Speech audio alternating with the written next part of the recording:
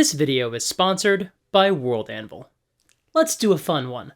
What do you say? Can we do a fun one? Let's do a fun one. This is part of a series of videos I have to offer guidance on character creation. If you're new to RPGs, or you're just used to creating your characters through one or two specific methods, the purpose of this series is to help inspire creativity and get the wheels spinning. Today, I just want to take a minute, do a nice, easy video, and also get some mileage out of my D&D Beyond account. I filmed this video a week ago, right as we all saw the draft of the OGL 1.1, so I genuinely have no idea where things have landed with Wizards of the Coast, if they've even made a statement by now.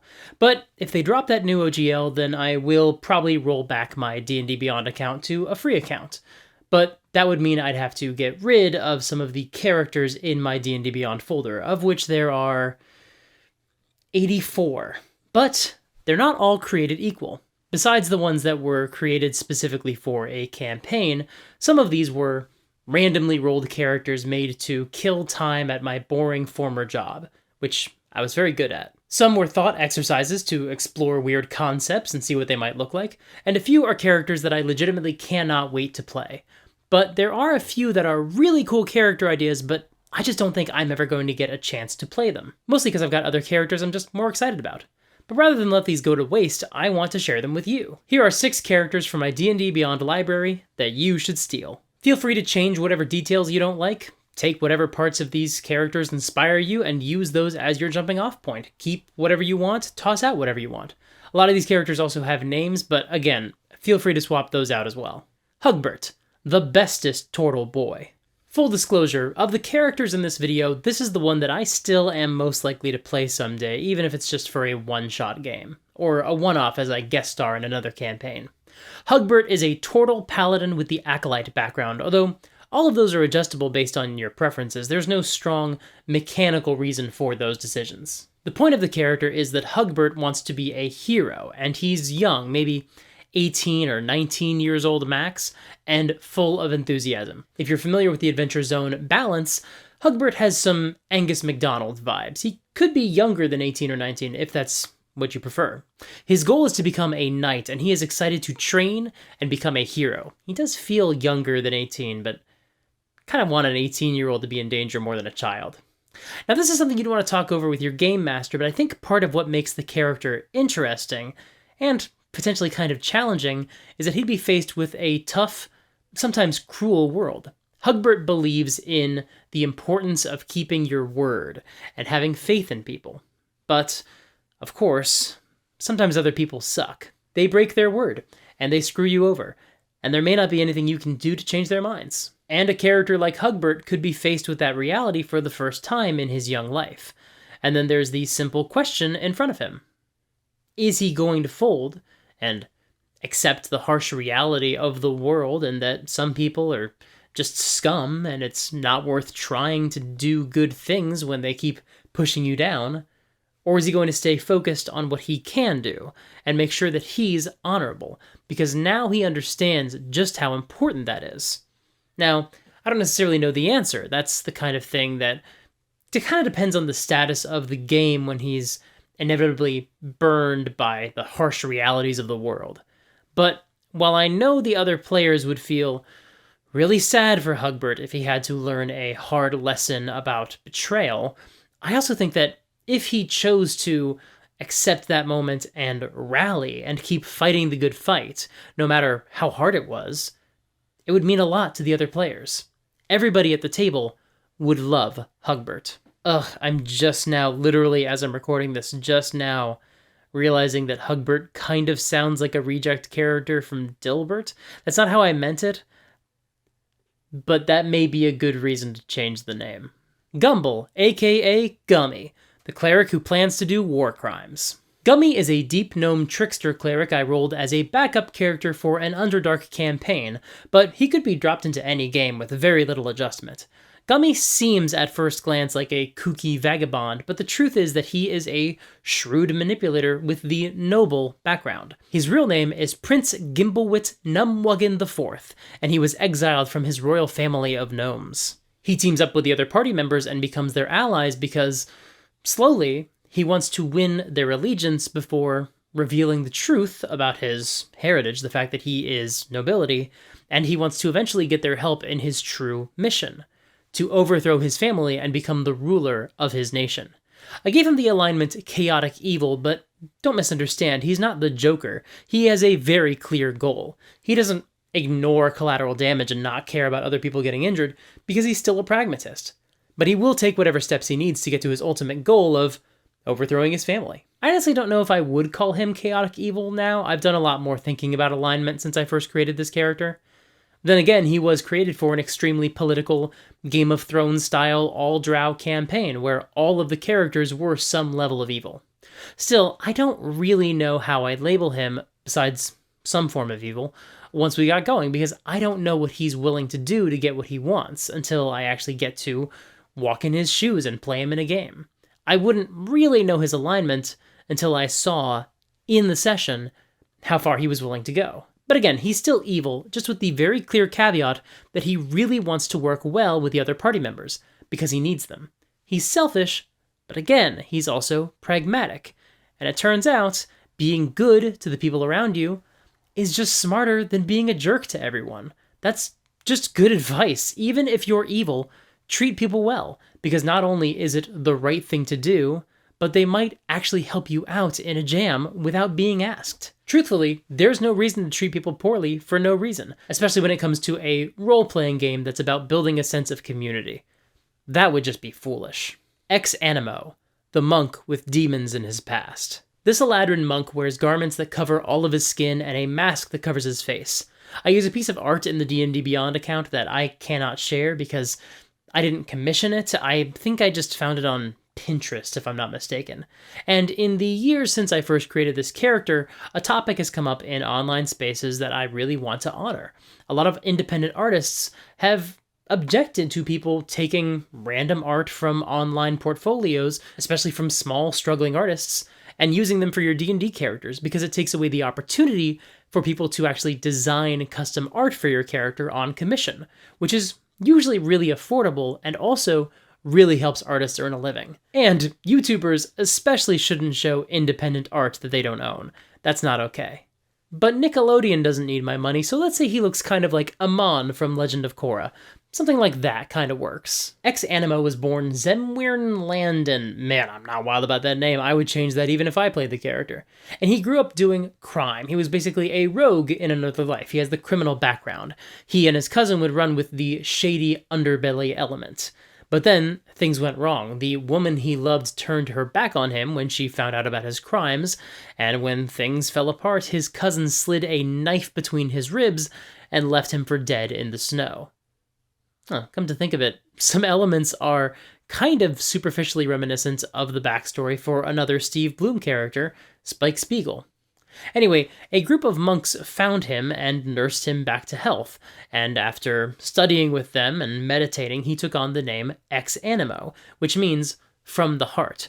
He is truly dedicated to living a new life and trying to leave his mistakes behind. And the appeal of this character to me would be to play somebody who thinks they can run from their past and not own their mistakes, but for that idea to also be challenged in the campaign. If you did horrible things, it's not enough to just stop doing evil and then try to move on with your life and ignore that side of you, especially if you actually did harm to real people.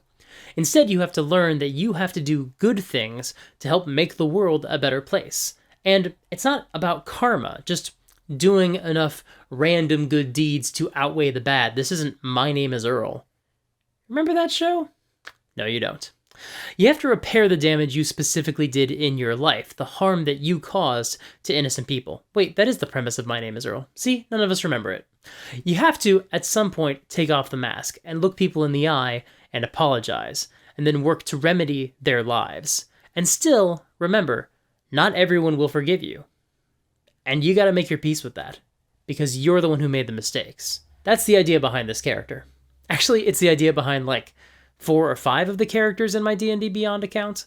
One of them I'm actually saving for a future video in this series where we talk about using lore from one of the books or one aspect of the world as inspiration for your character, so keep an eye out for that video at some point in the future. Tristan Stonepeak, the science experiment.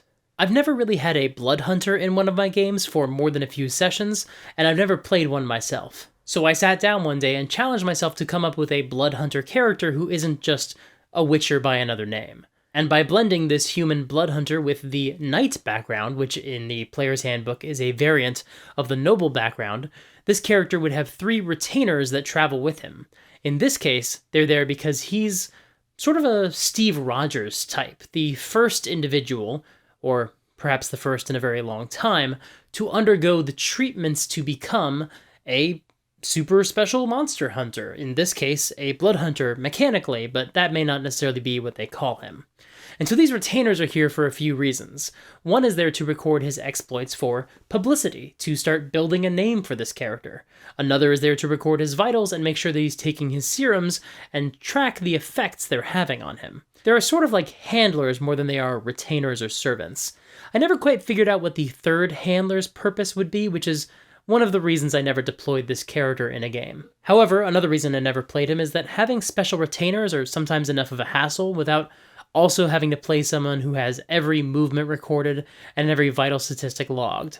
I mean, can you imagine being part of a system where anytime you tried to do something incredibly simple, like challenge a brand new monster or map out a dungeon, you had to go through this obtuse and draconian procedure? And what if one of your handlers intervened and said you couldn't go where you wanted to go and help the people you wanted to help? Because hypothetically, it wouldn't be a good PR move if you did so, or it would run the risk of pissing off some noble on the other side of a continent that you'd never heard of. That would be frustrating and annoying, and honestly, it would make me not want to engage with that system at all, because doing so just wouldn't be very appealing. It doesn't matter how good the rules are for the Blood Hunter, I didn't want to jump through those hoops in order to play this character. Connor Silvereyes, the Halfling Jason Bourne. This Halfling Barbarian was inspired by a prompt on whodefukismydndcharacter.com. I'm a fucking resourceful gnome barbarian from the Forest of Faces who woke up in a bar with no memory and a sealed letter. I'd probably go with the Outlander background for this character. It's as good an option as anything, and a character can have that background and those skills without necessarily committing to a pre-amnesia backstory, which is a really nice plus. I think the fun of this character would be that I wouldn't know the character's backstory, and I wouldn't even know what was in the letter before the first session. I'd only know the name that was on the outside of the letter. That's all I'd know about that character, besides, their stats. I'd ask the DM to write something for the letter, and then I honestly don't know when I'd open it during the campaign. Maybe during the first session, maybe not, maybe later. I'd have no idea what aspects of the character's past could pop up again in future adventures. Additionally, a barbarian character can be a really capable fighter and combatant without having to paint the character into a very specific corner of having a history, a backstory of being a highly trained character like a ranger or a wizard. Maybe they did have some training in their former life that's not incompatible with a barbarian, or maybe not. Maybe they are just a mindless brute who knows how to swing a hammer or an axe. That's something that can come to light and develop over time through the course of the campaign. The fun of this character is the examination of what it would be like to not know yourself, and the challenge of a blank slate trying to figure out his place in the world. Nobody likes starting from scratch. It's really scary, and a new environment can be so daunting, no matter who you are. Additionally, if you don't know the local customs or potentially the local laws, you could really wind up in trouble very easily. But sometimes you don't have a choice. You just have to push forward because you can't go back to who you were before. And maybe you can try to figure out what happened so you can make sure it doesn't happen to you again. But ultimately, regardless, you have no choice but to push forward and try to carve a new identity. Even if it's something brand new, something totally unfamiliar to the people who knew you in your old life. Felix the Fair, the Puppeteer Bard. Felix the Fair is a human bard with the entertainer background who uses puppets to cast his spells. And I just think that would be fun. Certain puppets can say things that would conjure the spells, or the character can hide behind cover and use the spell sniper feat to shoot from behind cover, which means these puppets would be poking up from behind tables and shooting eldritch blasts. Because you get a cantrip if you take the spell sniper feat, so you might as well get eldritch blast. There's nothing deep here, I just think it would be funny. A marionette spins and you cast Hypnotic Pattern. A sock puppet shouts and casts Vicious Mockery. A Muppet does some funny, cute voice and casts Charm Person. It would just be fun. See? This was a fun episode.